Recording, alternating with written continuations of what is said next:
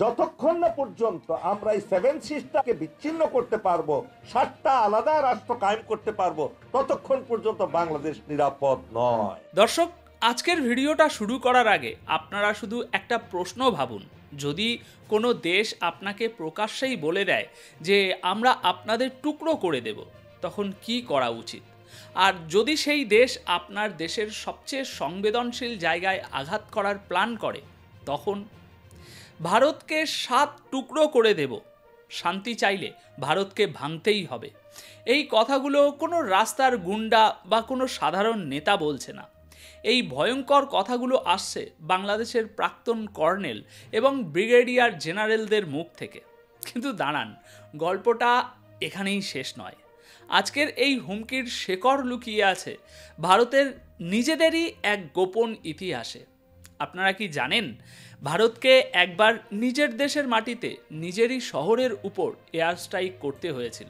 কিন্তু কেন ভারত এই চরম পদক্ষেপ নিতে বাধ্য হয়েছিল? আর সেই ঘটনার সাথে আজকের এই ভয়ঙ্কর হুমকির সম্পর্কটা ঠিক কোথায়? দেখুন, বাংলাদেশের মাটিতে দাঁড়িয়ে প্রাক্তন কর্নেলরা শুধু হুমকিই দিচ্ছেন না, তারা একটা ফর্মুলা সামনে এনেছেন, যেটা চালু হলে নর্থ ইস্টে আগুন লাগতে সময় লাগবে না। আর সবচেয়ে গুরুত্বপূর্ণ কথা, এই ঘটনাগুলোর সাথে ভারতের নিজের দেশের মাটিতে করা একমাত্র এয়ার স্ট্রাইকের কী সম্পর্ক? এটা জানার পর আপনারা পুরো ছবিটা অন্যভাবে দেখতে শুরু করবেন। আজকাল বাংলাদেশের দিক থেকে প্রায় প্রতিদিনই এমন সব খবর বেরিয়ে আসছে যা ভারতের নর্থ ইস্ট বা উত্তর পূর্বাঞ্চলকে নিয়ে। তারা বলছে নর্থ ইস্টের সাথে এটা করে দেব, ওটা করে দেব। এই যেমন ধরুন, গতকালই একজন প্রাক্তন কর্নেল বলেছেন যে পুরো ভারতকে টুকরো টুকরো করে দিলেই নাকি তারা শান্তিতে থাকতে পারবে। আবার অন্যদিকে আজ আরেকজন প্রাক্তন কর্নেল খুব উৎসাহের সাথে সাধারণ মানুষকে একত্রিত করতে চাইছেন ভারতের 7টি রাজ্যকে ভাঙার জন্য। জিও পলিটিক্সে ঠিক কী ঘটছে সবকিছুই জানতে পারবেন আজকের এই বিশেষ পর্বে। আসুন এই খবরগুলো নিয়ে বিস্তারিত আলোচনা করা যাক। দেখুন, আসলে এই নর্থ ইস্টকে নিয়ে খেলাটা আবার নতুন করে জমে গিয়েছে। আর সত্যি কথা বলতে কি, একটা সময় ছিল যখন ভারত আজকের মতো এতটা শক্তিশালী ছিল না। তখন কিন্তু তারা নর্থ ইস্টের বিষয়টাকে নিজেদের ফায়দার জন্য ব্যবহার করতে পারেনি। কিন্তু আজকাল যখন তখন কেউ না কেউ উঠে এসে যা খুশি তাই বলে যাচ্ছে। আর সবচেয়ে অবাক করার মতো বিষয় হলো, এই সমস্ত মন্তব্যগুলো আসছে কর্নেল র্যাঙ্কের অবসরপ্রাপ্ত কর্মকর্তাদের কাছ থেকে, যারা সেনাবাহিনীর পুরো পরিস্থিতি খুব ভালোভাবে জানেন এবং বোঝেন। তাহলে তারা কেন এমন কথা বলছেন? দেখুন, এর পিছনে রাজনৈতিক ফায়দা ছাড়া আর কোনো কিছুই নেই। আমি আপনাদের এর কারণও বলবো এমন কি ঘটেছে। আর যদি সত্যি শিলিগুড়ি করিডোরের হামলা হয়, তাহলে ভারত কোন কোন জায়গা থেকে এমন মার দেবে যা তারা হয়তো কল্পনাও করতে পারেনি। কারণ যা দেখা যাচ্ছে তার আড়ালে অনেক কিছু ঘটছে। আপনারা স্ক্রিনে নিউজ 18-এর একটি আর্টিকেল দেখতে পাচ্ছেন। এখানে বলা হয়েছে, ব্রিগেডিয়ার জেনারেল অবসরপ্রাপ্ত আবদুল্লাহিল আমান আজমি বলেছেন যে ভারত টুকরো টুকরো হয়ে গেলেই আমরা শান্তিতে থাকতে পারবো। একজন প্রাক্তন সেনা কর্মকর্তার এই মন্তব্য নিয়ে প্রচুর চর্চা হচ্ছে। তার মতে বাংলাদেশকে শান্তিতে থাকতে হলে ভারতকে ভাঙতেই হবে।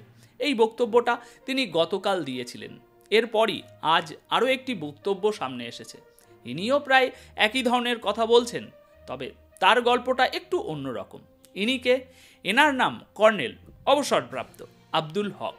তিনি ভারতের উত্তর পূর্বাঞ্চল দখল করার জন্য সমস্ত ভারত বিরোধী শক্তিকে একজোট হওয়ার ডাক দিয়েছেন। তার এই দাবি মোহাম্মদ ইউনূসের বক্তব্যের সাথেও মিলে যাচ্ছে, যা থেকে বোঝা যাচ্ছে যে এর পিছনে কোনো নির্দিষ্ট একটা ফর্মুলা কাজ করছে। কর্নেল আব্দুল হক বাংলাদেশ সেনাবাহিনীর একজন অবসরপ্রাপ্ত কর্মকর্তা এবং তাকে জামাতে ইসলামীর সমর্থক বলে মনে করা হয়। অবসরের পর থেকে তিনি পাকিস্তানপন্থী রাজনীতি করছেন এবং এর আগেও অনেকবার ভারত বিরোধী মন্তব্য করেছেন। কর্নেল আব্দুল হক সেপ্টেম্বর 2023-এ খালেদা জিয়ার দল বিএনপিতে যোগ দেন। বিএনপি এবং জামাতে ইসলামী দুটি দলেরই রাজনৈতিক মতাদর্শ প্রায় একই এবং দুটোই ভারত বিরোধী রাজনীতির জন্য পরিচিত। কর্নেল আব্দুল হক সেই ধারাকেই এগিয়ে নিয়ে গিয়ে এখন নতুন এই মন্তব্য করেছেন।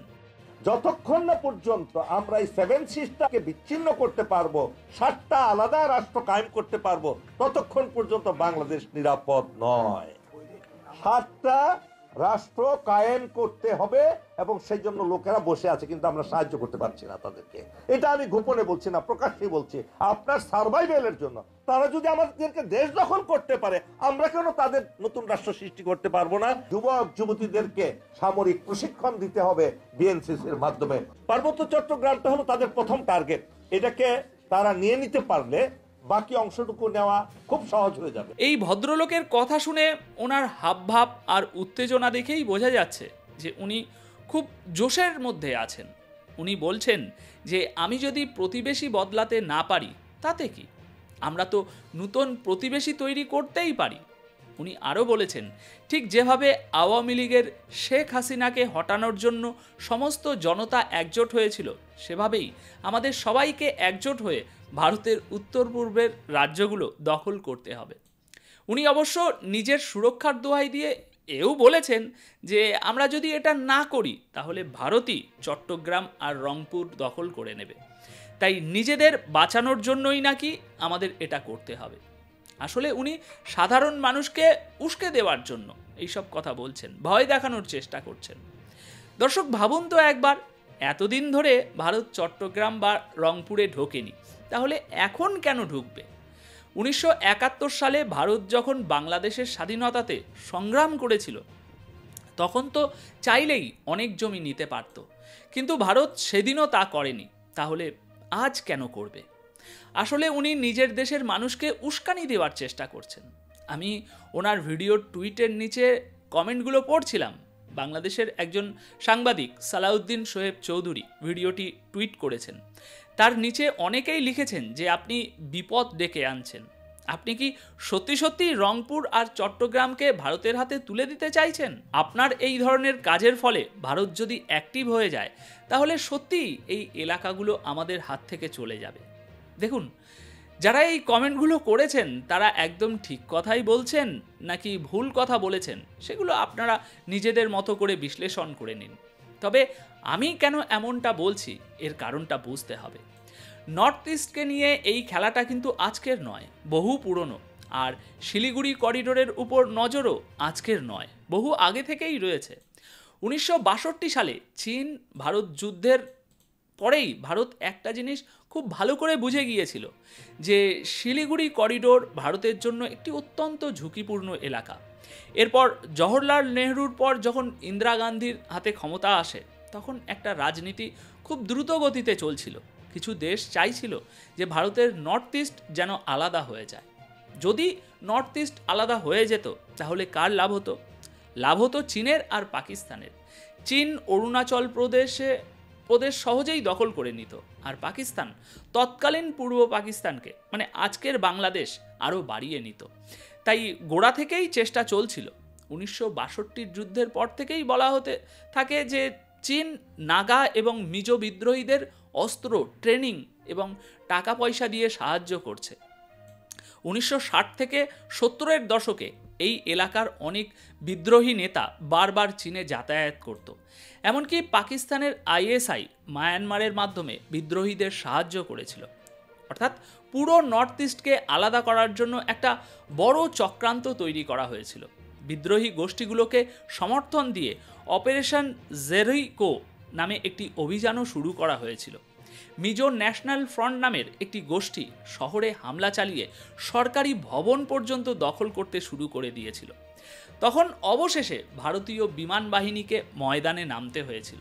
5ই মার্চ 1966 সালে আইজলের উপর এয়ার স্ট্রাইক করা হয়, যা স্বাধীন ভারতের ইতিহাসে নিজের দেশের মাটিতে প্রথম স্ট্রাইক ছিল। এরপর বিদ্রোহ দমন করা হয়। পরে একটি শান্তি চুক্তি স্বাক্ষরিত হয় এবং মিজোরাম একটি পৃথক রাজ্য হিসাবে গঠিত হয়। যাই হোক, এখন যদি কেউ কোনো পরিকল্পনা করে তাহলে ভারত কোথা থেকে অ্যাকশন নিতে পারে সেটাও এবার দেখে নেওয়া যাক। দেখুন, ভারত সম্প্রতি 3টি নতুন সামরিক ঘাঁটি তৈরি করেছে। এর পাশাপাশি ভুটানের সাথে ভারতের খুব ভালো সম্পর্ক রয়েছে। ভুটানের গেলেফুতে একটি এয়ারপোর্ট আছে। নেপালের দামাকে একটি এয়ারপোর্ট আছে। এছাড়া শুধুমাত্র শিলিগুড়ি করিডোরকে সুরক্ষিত করার জন্যই ভারত 3টি বিশেষ গ্যারিসন তৈরি করেছে। তাই বাংলাদেশের পক্ষে এটা একটা বিরাট বড় ভুল হবে। নর্থ ইস্টকে নিয়ে ভারত আগে থেকেই যথেষ্ট সতর্ক, আর এখন তো আরও অনেক বেশি সতর্ক হয়ে গেছে। তাহলে দর্শক, আপনারা এতক্ষণে পুরো ছবিটা নিশ্চয়ই বুঝতে পারছেন। এই যে হুমকিগুলো আমরা শুনছি, এগুলো কোনো বিচ্ছিন্ন ঘটনা নয়। এটা হলো সেই পুরনো খেলারই একটা নূতন চাল, যা দশকের পর দশক ধরে চীন এবং পাকিস্তানের মদতে এই অঞ্চলে খেলার চেষ্টা করা হয়েছে। অপারেশন জেরিকো ব্যর্থ হয়েছিল, কিন্তু সেই মানসিকতা আজও বেঁচে আছে। কিন্তু যারা এই হুমকিগুলো দিচ্ছে তারা একটা বিরাট বড় ভুল করছে। তারা ক্যালেন্ডারের পাতাটা উল্টাতে ভুলে গেছে। তারা যে ভারতকে ভাঙার স্বপ্ন দেখছে সেটা 1962 বা 1966 সালের ভারত নয়, এটা 2025-এর ভারত। একটা কথা মনে রাখবেন, ছোট পুকুরে সামান্য একটা ঢিল পড়লেই অনেক বড় ঢেউ ওঠে, কিন্তু মহাসাগরের গভীরতা এতটাই বেশি হয় যে ছোটোখাটো ঝড়ে তার কিছুই এসে যায় না। বাংলাদেশের এই প্রাক্তন কর্মকর্তাদের হুমকিগুলো হলো ওই ছোট পুকুরের ঢেউয়ের মতো, যা কেবল ফাঁকা আওয়াজ তৈরি করতে পারে। আর ভারত হলো সেই মহাসাগর যা নীরবে নিজের শক্তি বাড়িয়ে চলেছে। এই ধরনের হুমকি ভারতের জন্য কোনো বিপদ নয়, বরং এটা প্রমাণ করে যে ভারত সঠিক পথে এগোচ্ছে। কারণ আপনার শক্তি যখন বাড়ে, তখনই আপনার শত্রুরা ভয় পেয়ে চিৎকার করতে শুরু করে। তাই উপসংহারে আমি শুধু এটুকুই বলবো, যারা ভাবছে ভারতকে দুর্বল করে নিজেদের স্বার্থ সিদ্ধি করবে, তারা আসলে নিজেদের পায়েই কুড়ুল মারছে। যারা আজ শিলিগুড়ি করিডোর নিয়ে স্বপ্ন দেখছেন, তারা হয়তো ইতিহাসে ফিরে তাকাচ্ছেন না। কারণ ভূ রাজনীতিতে ইচ্ছা দিয়ে কিছু হয় না। কোন কর্নেল সাহেবের কি ইচ্ছা হলো তাতে কিছু এসে যায় না, কিছুই হয় না। হয় বাস্তব ক্ষমতা, অবস্থান আর কৌশলগত দূরদর্শিতা দিয়েই। আজকের ভিডিওর শেষে শুধু একটা কথাই বলবো, আমরা যারা এই অঞ্চলকে নিয়ে দীর্ঘদিন ধরে পর্যবেক্ষণ করছি, তারা জানি এলাকার শান্তি কখন ভাঙতে পারে আর কখন ভাঙবে না। তার সংকেত ওই ঘটনাগুলোর ফাঁকেই লুকিয়ে থাকে। আমার বিশ্লেষণ ভুল ঠিক যাই হোক, উদ্দেশ্য একটাই, ঘটনার আড়ালের ঘটনাকে আপনাদের সামনে তুলে ধরা। কারণ রাজনীতি শুধু সামনে যা দেখা যায় তা নয়, যা দেখানো হয় না তার মধ্যেই আসল গল্পটা লুকিয়ে থাকে। আজকের ভিডিও যদি আপনাদের ভালো লেগে থাকে, যদি মনে হয় বিষয়গুলো আরও গভীরভাবে জানার দরকার আছে, তাহলে ভিডিওটি শেয়ার করুন।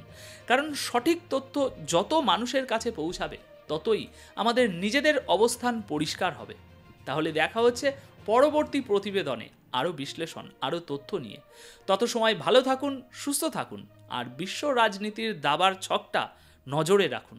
ধন্যবাদ আপনাদের সকলকে।